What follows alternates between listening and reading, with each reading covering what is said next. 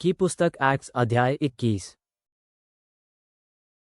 फिर उनसे विदा होकर हमने सागर में अपनी नाव खोल दी और सीधे रास्ते कोस जा पहुंचे और अगले दिन रोदूस। फिर वहां से हम पतरा को चले गए। वहां हमने एक जहाज लिया जो फिनीके जा रहा था। जब साइप्रस दिखाई पड़ने लगा तो हम उसे बाईं तरफ छोड़कर सीरिया की ओर मुड़ गए, क्योंकि जहाज को सूर में माल उतारना था, सो हम भी वहीं उतर पड़े। वहां हमें अनुयायी मिले जिनके साथ हम 7 दिन तक ठहरे। उन्होंने आत्मा से प्रेरित होकर पौलुस को यरूशलेम जाने से रोकना चाहा। फिर वहां ठहरने का अपना समय पूरा करके हमने विदा ली और अपनी यात्रा पर निकल पड़े। अपनी पत्नियों और बच्चों समेत वे सभी नगर के बाहर तक हमारे साथ आए। फिर वहां सागर तट पर हमने घुटनों के बल झुककर प्रार्थना की और एक दूसरे से विदा लेकर हम जहाज पर चढ़ गए और वे अपने अपने घरों को लौट गए। सूर से जल मार्ग द्वारा यात्रा करते हुए हम पतुलिमयस में उतरे। वहां भाइयों का स्वागत सत्कार करते हम उनके साथ एक दिन ठहरे। अगले दिन उन्हें छोड़कर हम कैसरिया आ गए और इंजील के प्रचारक फिलिप्पुस के, जो चुने हुए विशेष 7 सेवकों में से एक था, घर जाकर उसके साथ ठहरे। उसके 4 कुंवारी बेटियां थीं जो भविष्यवाणी किया करती थीं। वहां हमारे कुछ दिनों ठहरे रहने के बाद यहूदिया से अगबूस नामक एक नबी आया। हमारे निकट आते हुए उसने पौलुस का कमर बंद उठाकर उससे अपने ही पैर और हाथ बांध लिए और बोला, ये है जो पवित्र आत्मा कह रहा है, यानी यरूशलेम में यहूदी लोग, जिसका ये कमर बंद है, उसे ऐसे ही बांधकर विधर्मियों के हाथों सौंप देंगे। हमने जब ये सुना तो हमने और वहां के लोगों ने उससे यरूशलेम न जाने की प्रार्थना की। इस पर पौलुस ने उत्तर दिया, इस प्रकार रो रो कर मेरा दिल तोड़ते हुए ये तुम क्या कर रहे हो? मैं तो यरूशलेम में न केवल बांधे जाने के लिए बल्कि प्रभु यीशु मसीह के नाम पर मरने तक को तैयार हूं, क्योंकि हम उसे मना नहीं पाए। सो बस इतना कहकर चुप हो गए, जैसी प्रभु की इच्छा। इन दिनों के बाद फिर हम तैयारी करके यरूशलेम को चल पड़े। कैसरिया से कुछ शिष्य भी हमारे साथ हो लिए थे। वे हमें साइप्रस के एक व्यक्ति मनासोन के यहाँ ले गए, जो एक पुराना शिष्य था। हमें उसी के साथ ठहरना था। यरूशलेम पहुंचने पर भाइयों ने बड़े उत्साह के साथ हमारा स्वागत सत्कार किया। अगले दिन पौलुस हमारे साथ याकूब से मिलने गया। वहां सभी अग्रज उपस्थित थे। पौलुस ने उनका स्वागत सत्कार किया और उन सब कामों के बारे में जो परमेश्वर ने उसके द्वारा विधर्मियों के बीच कराए थे, एक एक करके कह सुनाया। जब उन्होंने ये सुना तो वे परमेश्वर की स्तुति करते हुए उससे बोले, बंधु, तुम तो देख ही रहे हो यहाँ कितने ही हजारों यहूदी ऐसे हैं जिन्होंने विश्वास ग्रहण कर लिया है, किंतु वे सभी व्यवस्था के प्रति अत्यधिक उत्साहित हैं।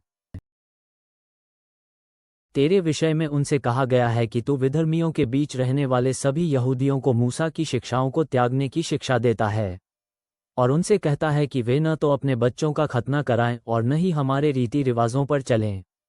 सो क्या किया जाए? वे ये तो सुन ही लेंगे कि तू आया हुआ है, इसलिए तू वही कर जो तुझ से हम कह रहे हैं। हमारे साथ 4 ऐसे व्यक्ति हैं जिन्होंने कोई मन्नत मानी है। इन लोगों को ले जा और उनके साथ शुद्धिकरण समारोह में सम्मिलित हो जा और उनका खर्चा दे दे, ताकि वे अपने सिर मुंहड़वा लें। इससे सब लोग जान जाएंगे कि उन्होंने तेरे बारे में जो सुना है उसमें कोई सच्चाई नहीं है, बल्कि तू तो स्वयं ही व्यवस्था के अनुसार जीवन जीता है। जहां तक विश्वास ग्रहण करने वाले गैर यहूदियों का प्रश्न है, हमने उन्हें एक पत्र में लिख भेजा है, मूर्तियों पर चढ़ाया गया भोजन तुम्हें नहीं लेना चाहिए। गला घोंटकर मारे गए किसी भी पशु का मांस खाने से बचें और लहू को कभी न खाएं। व्यभिचार से बचे रहो। इस प्रकार पौलुस ने उन लोगों को अपने साथ लिया और उन लोगों के साथ अपने आप को भी अगले दिन शुद्ध कर लिया। फिर वो मंदिर में गया जहां उसने घोषणा की कि शुद्धिकरण के दिन कब पूरे होंगे और हम में से हर एक के लिए चढ़ावा कब चढ़ाया जाएगा।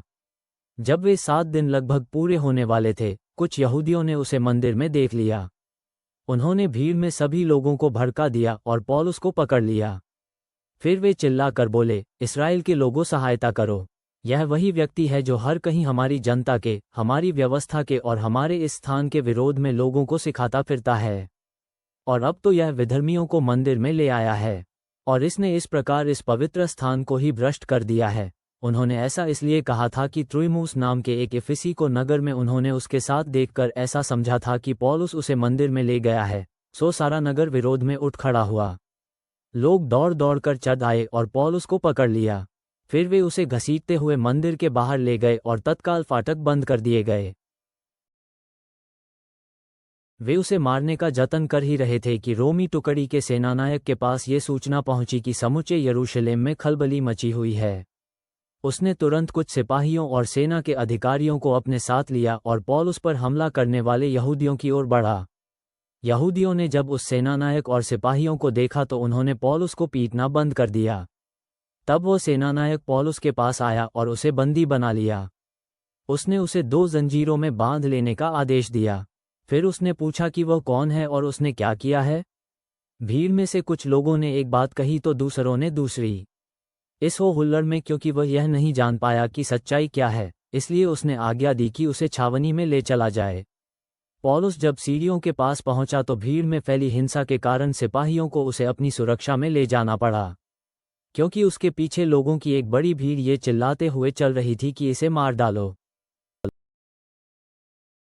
जब वह छावनी के भीतर ले जाया जाने वाला ही था कि पौलुस ने सेनानायक से कहा, क्या मैं तुझसे कुछ कह सकता हूँ? सेनानायक बोला, क्या तू यूनानी बोलता है? तो तू वो मिस्री तो नहीं है न जिसने कुछ समय पहले विद्रोह शुरू कराया था और जो यहाँ रेगिस्तान में 4000 आतंकवादियों की अगुवाई कर रहा था? पौलुस ने कहा, मैं सिलिकिया के तरसूस नगर का एक यहूदी व्यक्ति हूँ और एक प्रसिद्ध नगर का नागरिक हूँ। मैं तुझसे चाहता हूँ कि तू मुझे इन लोगों के बीच बोलने दे। उससे अनुमति पाकर पौलुस ने सीढ़ियों पर खड़े होकर लोगों की तरफ हाथ हिलाते हुए संकेत किया। जब सब शांत हो गए तो पौलुस इब्रानी भाषा में लोगों से कहने लगा,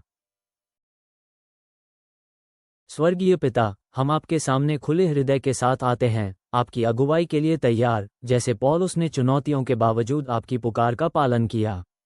हमें विश्वास में दृढ़ रहने की हिम्मत प्रदान करें, चाहे विपत्ति हो या गलतफहमी का सामना करना पड़े। हमारी समुदाय में आत्मा की एकता को अपनाने में हमारी सहायता करें, एक दूसरे को प्रेम और समर्थन दिखाएं, जैसा पौलुस ने किया। हमें मसीह की करुणा से भर दें। आमीन।